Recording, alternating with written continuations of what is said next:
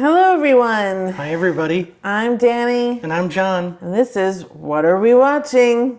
It's really, what am I watching? Yeah, I didn't watch this. Yeah, so today I am talking about a series that was on FX/Hulu called Dying for Sex. This was 8 episodes, and they were all about a half hour, maybe, 35 minutes here and there. So it was easy viewing. And here is the write-up. Story of a woman diagnosed with metastatic breast cancer who abandons her husband of 15 years and begins to fully explore her sexuality. This is based on a true story. Michelle Williams plays Molly. Jenny Slate plays her best friend Nikki. Also in there, Jay Duplass is the husband or ex-husband, and Rob Delaney plays a neighbor of hers. When this was happening to the real Molly and Nikki, they started a podcast following Molly's kind of journey on this sexual exploration,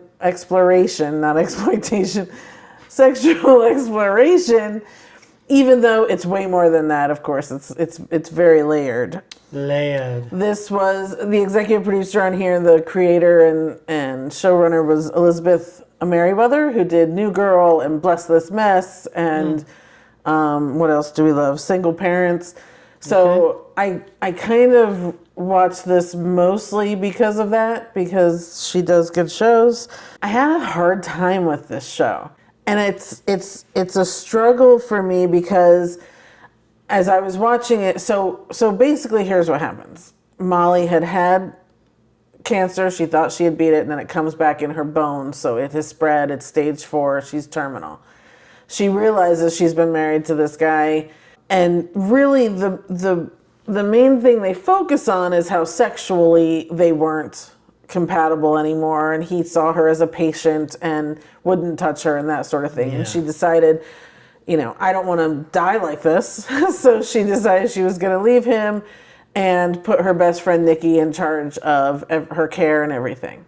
Here's what I initially was having a problem with. First off, Jenny Slate deserves everything for this. She was incredible in this. She was exactly what I was thinking, what I was feeling, what I was, kind of going through. Michelle Williams, I felt like she was miscast in this. She was still good because she was good in everything, but I did feel like she was miscast in this a bit. This is a story of the best friendship I think I've ever seen on screen between two women.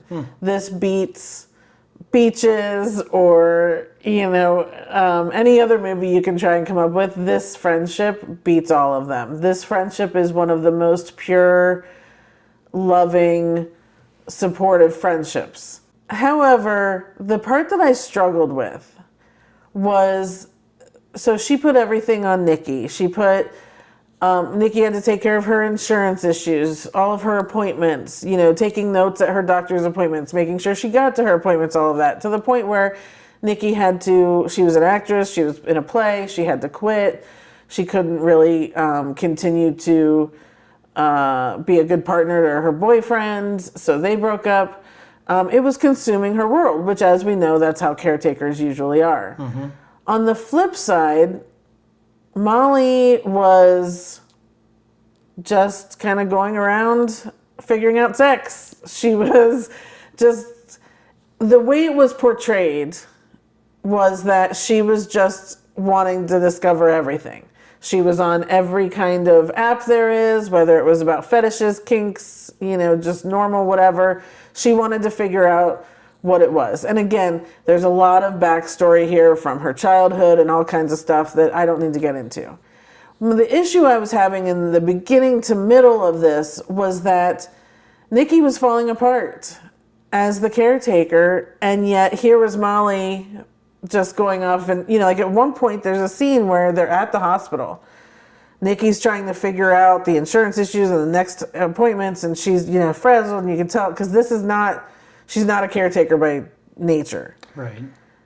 And Molly's on her phone over here on an app setting up a date.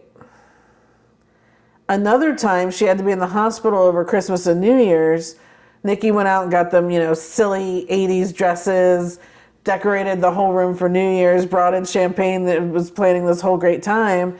And Molly goes, "Oh, I'm checking myself out. I got a date tonight."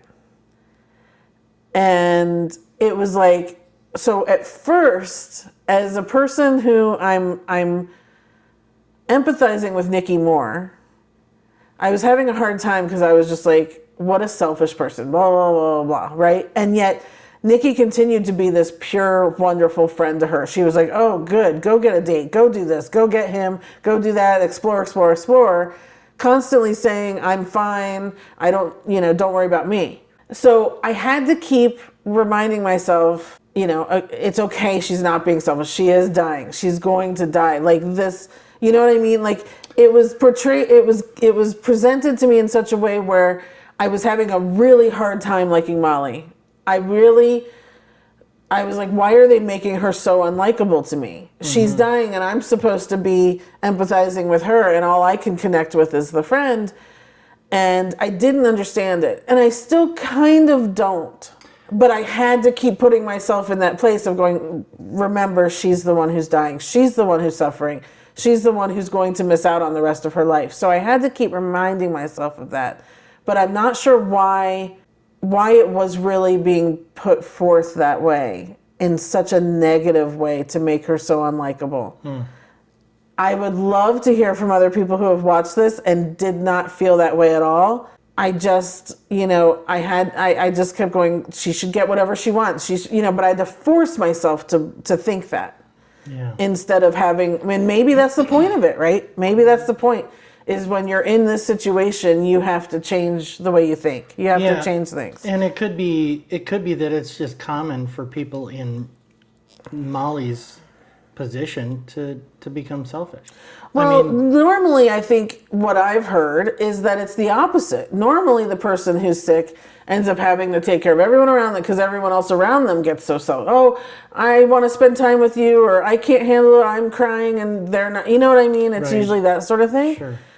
But again, I don't know. And I don't even want to speculate to any of that. But I will tell you that the last 2 episodes, which of course Molly did die, I did not write down the year, but she did end up dying. So in the show, they had to go there. And these last 2 episodes were some of the most really beautiful episodes of something like this.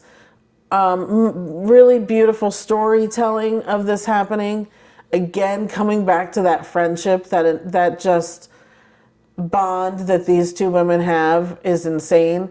Sissy Spacek actually comes in, plays her mom, Molly's mom.